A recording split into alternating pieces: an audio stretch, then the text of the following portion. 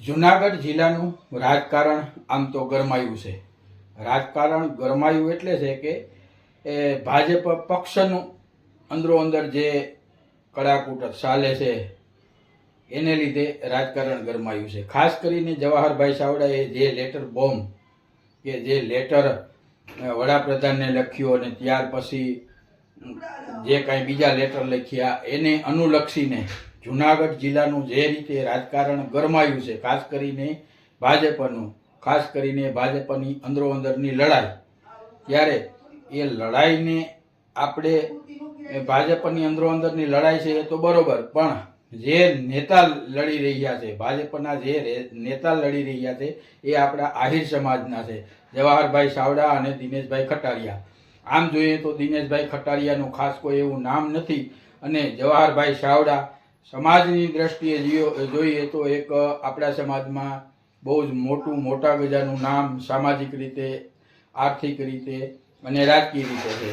પણ એ લોકોને જે કાંઈ હોય ત્યારે આપણને સવાલ એ થાય છે કે આપણા આહિર સમાજના આ બે દિગ્ગજ નેતાઓ અને સાથે સાથે જવાહરભાઈ ચાવડાએ જેઠાભાઈ પાનેરાનું પણ નામ લીધું છે, તો જેઠાભાઈ પાનેરા પણ આપણા આહિર સમાજના એક ખૂબ જ સારી કક્ષાના અને પીઢ અગ્રણી અને રાજકીય સહકારી સામાજિક આગેવાન છે.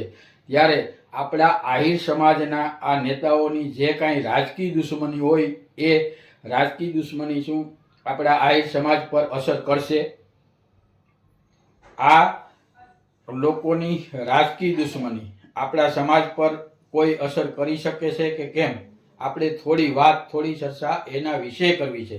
ત્યારે મિત્રો, સૌપ્રથમ આપણે એ જોઈએ કે ડિબેટમાં દિનેશભાઈ ખટારિયા જવાહરભાઈ ચાવડાને લઈને શું બોલ્યા હતા એ આપણે જોઈએ. જેમ કીધું ને કે ભાઈ આહિર સમાજમાં તમારું પ્રભુત્વ હું છે, તેથી આ હાથીના દાંત જેવું છે કે દેખાડવામાં જ્ઞાતિને દાન પૂન ખૂબ આપ્યું પેથલજી બાપા અને એમના પરિવારે. એ વાતને અમે સ્વીકારી છે આજની તારીખે. પણ જ્યારે જ્ઞાતિનો જ માણસ કોઈ મોટો ન થાય ને એને આપણે મારવા નીકળી ત્યારે અન્ય લોકો જે સામાન્ય માણસો હોય એ આ બધું દેખતા હોય છે. આ પ્રવૃત્તિના કારણે જે લોકોએ જે અમારા સમાજે મને જે સમર્થન આપ્યું છે, આજ મિત્રો તમે વિચાર કરો કિશનભાઈ કે હું એક સામાન્ય પરિવારમાંથી એક સરપંચ તરીકે સીધી આમ સલાંગ મારીને મને જિલ્લા પંચાયતનો 2 વખત પાર્ટીએ પ્રમુખ બનાવ્યો, 2 વખત ડિસ્ટ્રિક્ટ કોઓપરેટિવ બેંકનો એમડી બનાવ્યો. એ માત્ર ને માત્ર જવાહરભાઈ જે કોંગ્રેસમાં નાઇટેક કર્યા, ભાજપમાં નાઇટેક કર્યા, એના કારણે, મારી સ્થિરતાના કારણે. કોઈ દિનેશ ખટારિયાનું નામ એવું છે કે દિનેશ ખટારિયા એવું નથી, જેના કારણે પ્રજા પણ અમને સ્વીકારે. તમે વિચાર કરો કે હું વંથલીના એપીએમસી ની અંદર જવાહરભાઈની સામે મારી પેનલ સુટાવી શકું, મેંદરડાની અંદર જવાહરભાઈની સામે, કારણ કે આ એનું ગ્રાઉન્ડ સેટર નામ દઉં. જુનાગઢ જિલ્લાની વાત નથી કરતો, જુનાગઢના તો 99 તાલુકાની અંદર હું ને કિરીટ પટેલ બે ધારી, એટલે પાર્ટીના સિમ્બોલ ઉપર 99 તાલુકાની અંદર સહકારી સંસ્થાઓમાં કોઈ પણ આજની તારીખે મારી ચેલેન્જ છે, 99 તાલુકાની અંદર સહકારી સંસ્થા મારી ભારતીય જનતા પક્ષની આવે, એમાં જવાહરભાઈને જે કરવું હોય તે કરે તો પણ છૂટશે.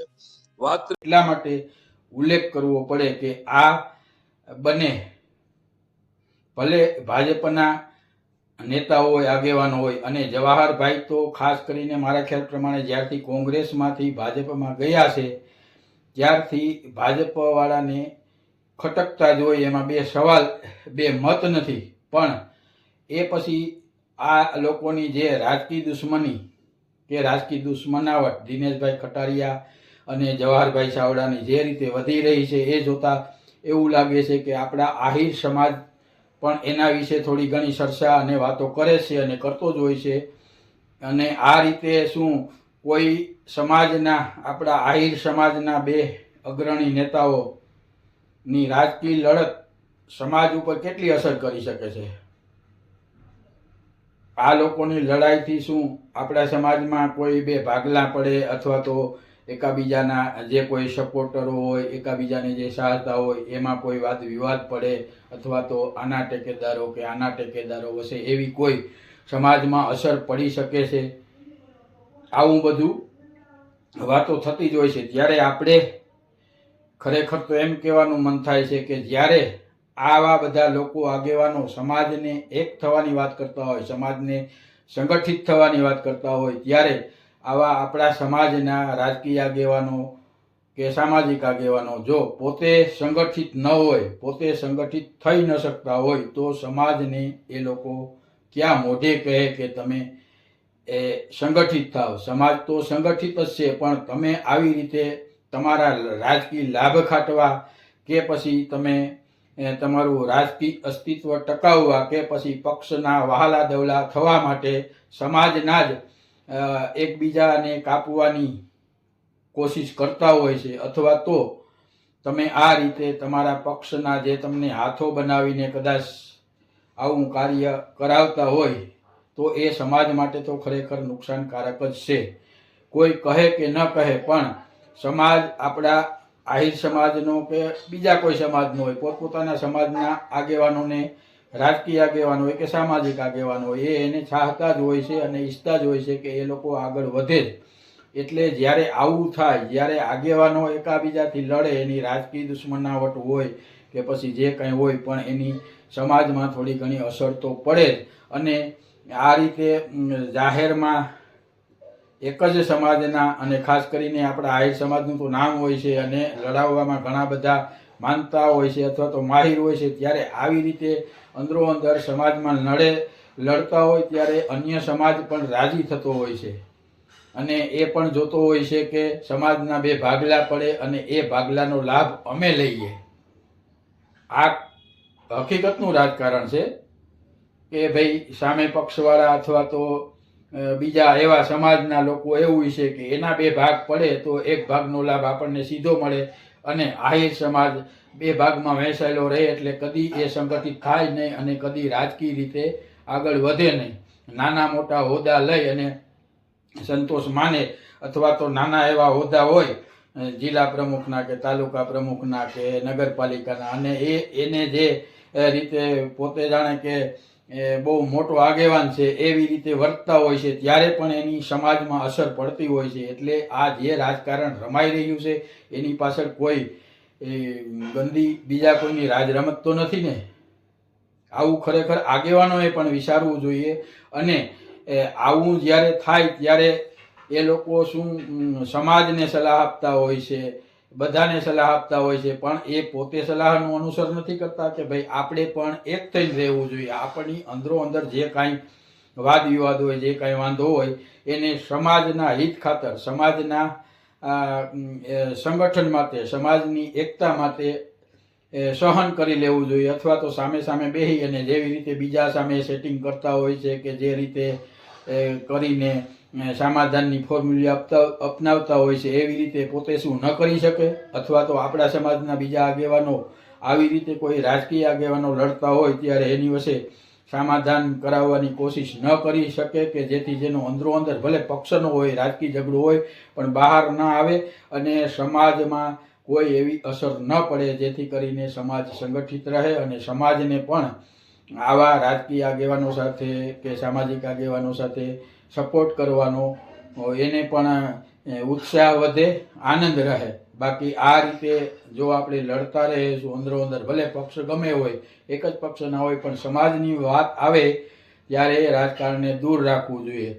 સમાજમાં રાજકારણ ન હોવું જોઈએ, રાજકારણમાં સમાજ હોવો જોઈએ. અને જ્યારે રાજકીય આગેવાનો એક જ પક્ષના અને કાંઈ તકલીફ હોય, પ્રોબ્લેમ હોય, ત્યારે ખરેખર તો એણે આ રીતના જે કાંઈ પ્રોબ્લેમ હોય એનું એક ખાનગી રીતે બેસીને એનું નિરાકરણ લાવીને આવું કોઈ કૃત્ય બહાર ન આવે એવી રીતે એને ખરેખર તો સમાધાન કરી લેવું જોઈએ અને એકબીજાએ થોડું ઘણું સહન કરવું જોઈએ, જેથી કરીને પોતાને પણ બહુ નુકસાન ન થાય અને સમાજની અસર, આડઅસર બીજા સમાજો પણ આપણી સામે કે આપણા આગેવાનો સામે આંગળી સીધી ન શકે, એવું મારું માનવું છે. મિત્રો, આ લેટર બોમ્બ કે આ જે કાંઈ થયું એ જવાહરભાઈ ચાવડાએ કદાચ ખરેખર ભ્રષ્ટાચાર સામે આંગળી સીધી હશે અને જે એ જિલ્લા ભાજપના પ્રમુખ છે એણે સ્વીકાર્યું છે કે અમે ઇમ્પેક્ટ ફી ભરી દેશું. અરે તો એનો મતલબ જ એ થયો છે કે તમે ખોટા છો, તમે ખોટા છો, તમે ખોટું કર્યું છે. એ પણ સરકાર તમારી છે, જે કાંઈ હોય એમાં આપણને ઊંડું નથી પડવું, પણ એક વસ્તુ તો નક્કી થાય છે કે તમે સ્વીકારો છો કે અમે આવી રીતે બાંધકામ થયું છે ભાજપ કાર્યાલયોનું ને કાયદા મુજબ જે ફી હોય એ અમે ભરી દઈશું, તો એનો મતલબ જ એ થયો ને, બાકી તો ક્યાં સવાલ જ આવે છે. અને હમણાં માણાવદરના ધારાસભ્ય અરવિંદભાઈ લાડાણીએ માણાવદર માર્કેટિંગ યાર્ડનો મુદ્દો ઉઠાવ્યો છે. ઉઠાવવો જ જોઈએ. હું એવું કંઈ નથી કહેતો કે જવાહરભાઈ ચાવડાએ આ મુદ્દો ઉઠાવ્યો કિરીટ પટેલ સામે એટલે અરવિંદ લાડાણીએ ઉઠાવ્યો છે, પણ અત્યાર સુધી ક્યાં ગયા હતા અરવિંદભાઈ લાડાણી? અત્યાર સુધી તમે ક્યાં હતા કે આ માર્કેટિંગ યાર્ડ તો વર્ષોથી ધોળખાય છે, તો તમે એ પ્રશ્ન પહેલાં કેમ ન ઉઠાવ્યો? અને હમણાં તાજેતરમાં જે જવાહરભાઈ ચાવડાએ આ રીતે ભાજપનો જે ભ્રષ્ટાચાર ખુલ્લો પાડવાની કોશિશ કરી, ત્યારે જ તમે ઉઠીને જઈગા. તમે પણ કોંગ્રેસમાં જતા ને, કોંગ્રેસ છોડીને તમે પણ ભાજપમાં આવ્યા છે, તમે પણ જનતાને દગો જ દીધો છે, દગો જ દીધો કહેવાય છે. તમે ત્યારે કેમ આ માર્કેટિંગ યાર્ડનો પ્રશ્ન નહોતા ઉઠાવતા? એવા તો માણાવદર તાલુકામાં જુનાગઢ જિલ્લામાં ઘણા અસંખ્ય પ્રશ્નો, સામાન્ય પ્રજાના અસંખ્ય પ્રશ્નો છે જે તમારે ઉઠાવવા જોઈતા હતા, પણ ત્યારે તમે સૂતા હતા અને હવે અચાનક જાગો છો, તો આનો મતલબ શું? એ ખરેખર તમારે જનતાને પણ જવાબ દેવો જોઈએ અને જનતાને પણ જણાવવું જોઈએ કે ભાઈ આ ખાલી એક વેરઝેર માટે જ પ્રશ્ન ઉઠાવ્યો છે કે બીજું કાંઈ છે. ખેર, એ મુદ્દો આપણે અલગ રીતે જોઈએ, પણ આપણે આપણા સમાજની વાત કરીએ તો ખરેખર મારા ખ્યાલ પ્રમાણે ભલે એક જ પક્ષમાં હોય, પણ આવું જ્યારે પણ થાય, અને રાજકારણમાં આવું થતું હોય છે, એમાં બે મત નથી, પણ અત્યારના સમયમાં જે રીતે થઈ રહ્યું છે એવું કદાચ ભૂતકાળમાં ક્યારેય થયું નથી, એટલે આપણને એવું થાય અને સમાજને પણ એવું થાય છે કે આ રીતે આપણા જ સમાજના એક જ પક્ષના નેતાઓ જો આવી રીતે રાજકીય લડાઈ ન લડે તો સારું, અથવા તો એને જે કાંઈ પ્રોબ્લેમ હોય એ પોતાની રીતે સોલ્વ કરી અને જાહેરમાં બખેડો ન કરે તો સારું. એમાં સમાજને પણ ફાયદો છે અને પોતાને પણ ફાયદો છે. બાકી તો આ રાજકારણ છે એમાં એવું હાલ્યું જ આવે, પણ જ્યારે સમાજની વાત આવે ત્યારે ખરેખર તો થોડીક સમાજ માટે સહનશીલતા કેળવવી જોઈએ. બાકી જવાહરભાઈ ચાવડાને તો દિનેશભાઈ ખટારિયા હોય કે બીજા હોય, સમાજની તોલે આવી ન શકે. પેથલજી બાપાએ, જવાહરભાઈ ચાવડાએ, એના કુટુંબે જે કાંઈ સમાજને દાન આપ્યું છે, જે કાંઈ સમાજને જરૂર પડી ત્યારે ઊભા રહ્યા છે, એટલે એ સમાજની રીતે તો જવાહરભાઈ ચાવડા ખરેખર એક અગ્રસ્થાને છે અને રહે છે. એની રાજકીય કારકિર્દી જે કાંઈ હોય એ આગળનું ભવિષ્ય રાજકીય રીતે જે કાંઈ હોય એ, પણ એને સમાજનું જે સ્થાન છે, સમાજમાં જે સ્થાન છે એ તો કાયમી માટે રહે છે, એમાં બે મત નથી. મિત્રો, મારી આપને નમ્ર વિનંતી છે, આપણી આ ચેનલને સબસ્ક્રાઈબ કરજો, વિડીયોને લાઈક કરજો, શેર કરજો અને કોમેન્ટ કરજો.